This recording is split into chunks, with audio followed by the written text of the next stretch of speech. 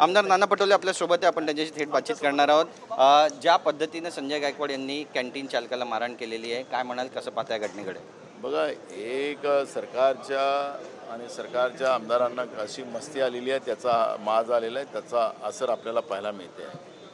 आणि सत्ता ही आम्हाला बेईमानीने मिळाली आहे, लोकांमुळे नाही, हे याच्यातून सिद्ध होते आहे, ज्या वारंवार आम्ही बोलतो आहे। आणि कायदा हातात घ्यायचा अधिकार कोणालाच दिला गेलेला नाही।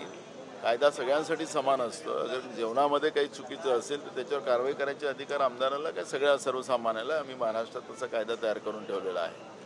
त्यामुळे कायदा हातात घेण्याचं काही कारणच नव्हतं। पण ज्या पद्धतीनं हे जे कृत्य झालेलं आहे ते निषेधार्ह आहे। पण आमदार महोदय म्हणतात की पुन्हा अशी जर चूक आढळली तर पुन्हा मारणार त्याला।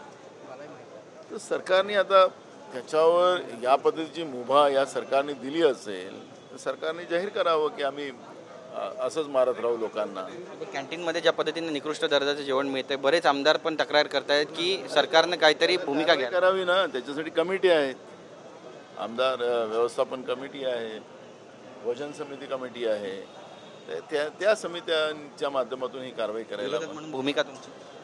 आमची भूमिका एवढीच आहे की कायदा हातात घेण्याचा कोणाला अधिकार नाही आणि या पद्धतीचा कायदा घेत असेल आणि सरकार याला पाठीशी घालत असेल, महाराष्ट्र सुरक्षित नाही असंच आपण म्हणतो। धन्यवाद तुमची बातचीत केल्याबद्दल। तर आपण पाहतोय आपली भूमिका मांडलेली आहे नाना पटोले यांनी आणि हा मुद्दा ते उपस्थित करणारे असं सुद्धा म्हणतात। त्यामुळे आता संजय गायकवाड यांनी केलेल्या मारहाणीचा मुद्दा विधानसभेमध्ये गाजणार आहे का पाहणं महत्त्वाचं ठरेल। कॅमेरा पर्सन सिद्धेश नाईकसह गिरीश गायकवाड, TV9 मराठी, मुंबई।